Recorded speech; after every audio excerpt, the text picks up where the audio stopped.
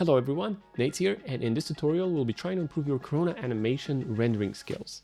Animations are becoming more and more popular, and Corona really is a tool built around getting you high-end realism with as frictionless workflow as possible, and that goes for rendering out animations as well. Now in this tutorial we'll be letting you in on a couple of tips and tricks that should help improve your workflows.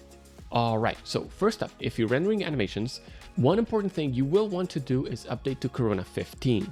That is because Corona 15 comes with a very substantial key improvement when it comes to animation rendering, which is the ability to now recognize when nothing changes in the scene from frame to frame, and thus it can avoid reparsing the scene from scratch.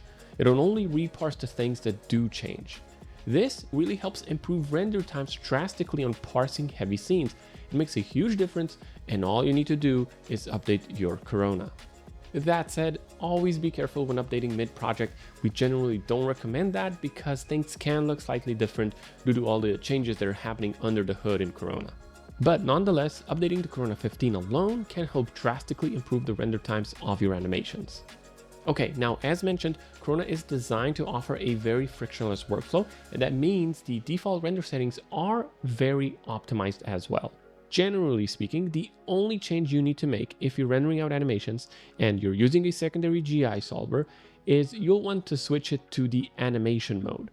That's pretty much all that is needed for most scenes, and the only thing left to adjust then is when the rendering of a frame ends.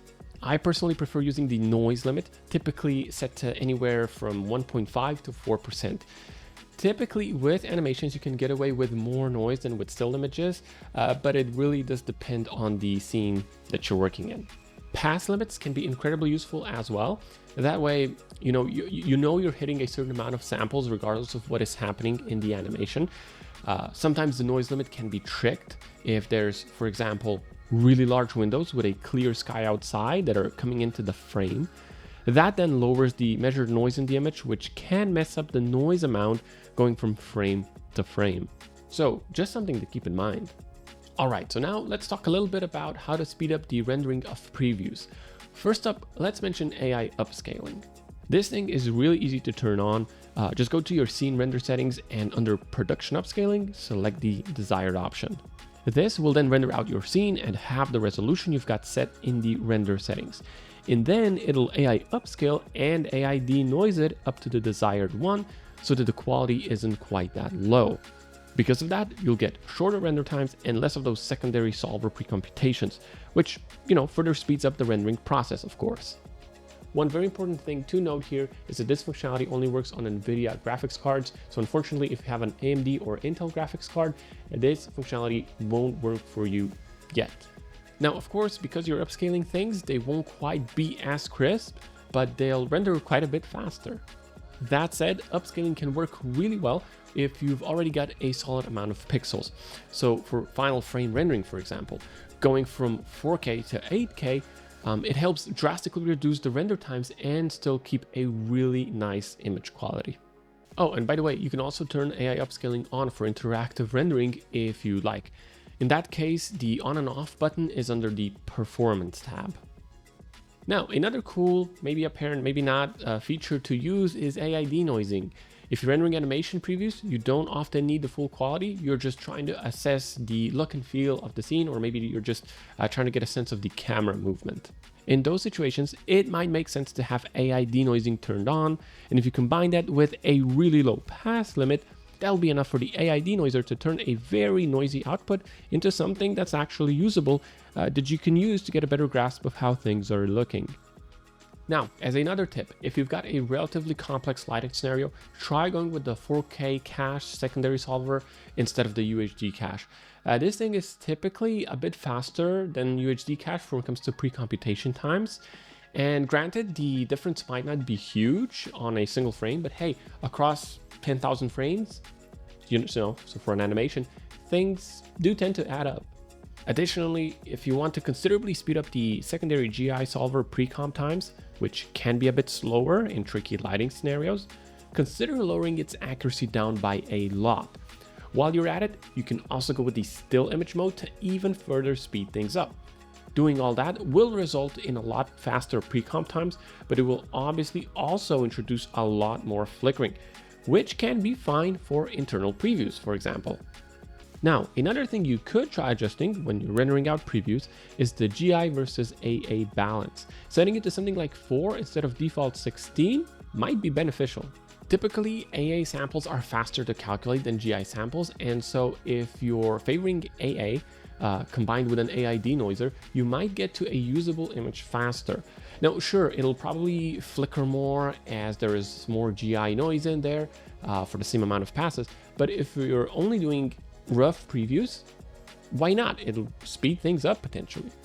Okay, so with all that said, let's now turn our attention to final frame rendering.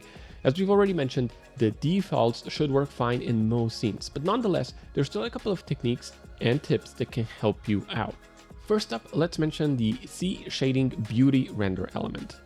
What is super useful here is that you can control the amount of denoising for it separately, along with the bloom and glare effects toggles. So imagine you want to denoise your final frames inside Corona, but you're not totally sure if it'll all denoise as you want it to. Well, in that case, you could consider saving the main beauty image with denoising turned on, and then with the technique that we just showed, you, just in case, save another beauty image without any or with adjusted denoising.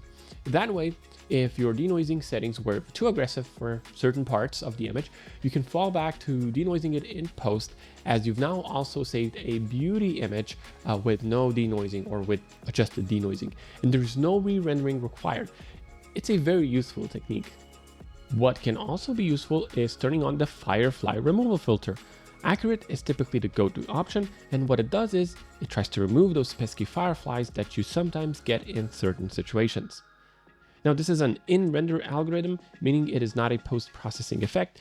It essentially makes Corona try and clamp whatever rays are causing the fireflies. It's important to note that this is not an overall clamp, it is aiming to hit those fireflies specifically. That said, however, that might still darken certain high-intensity reflections and refractions in your scene, so there's some visual difference you might see. Nonetheless, as you can observe in the animation comparisons here, you get a lot less fireflies for the same rendering time just by playing around with the firefly filtering. Also, don't forget, you can adjust the strength parameter, which defines how strong the firefly clamping attempts to be. Higher values have a bigger effect on your image as more aggressive clamping takes place.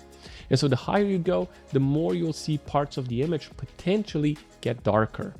In practice, you probably want to do some test renders to see how it affects your image, as you probably want to hit a balance between getting rid of the fireflies and not having too aggressive firefly filtering. Depending on the scene, you might want to experiment a bit. Alrighty, last but not least, if you're using the UHD cache for final frame outputs and you want to be on the really safe side for not getting any GI flickering, consider upping its accuracy to 5, 10, 15, or even 20. My personal approach is to always go with at least 5. It does make the UHD cache pre-calculation phase longer by a bit, but it really helps keeping me on the safe side. Typically, for a 5-minute per frame type job in an interior, I up the UHD cache accuracy to high enough so that the UHD pre-calc times are about 15 to 30 seconds, just to be on the safe side. Now, please note, this isn't strictly necessary. One should work fine in most situations, but if there is some, funky scene geometry or whatever, or you just really want to keep on the safe, really safe side of things, it's something worth considering.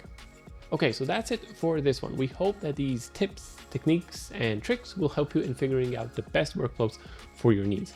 Corona is an incredibly capable renderer that can scale from really high quality imagery to surprisingly fast previews. And if that isn't enough, you can try the Corona Advantage workflows as well. In any case, thank you for tuning in. We hope you learned something new and we hope you had fun.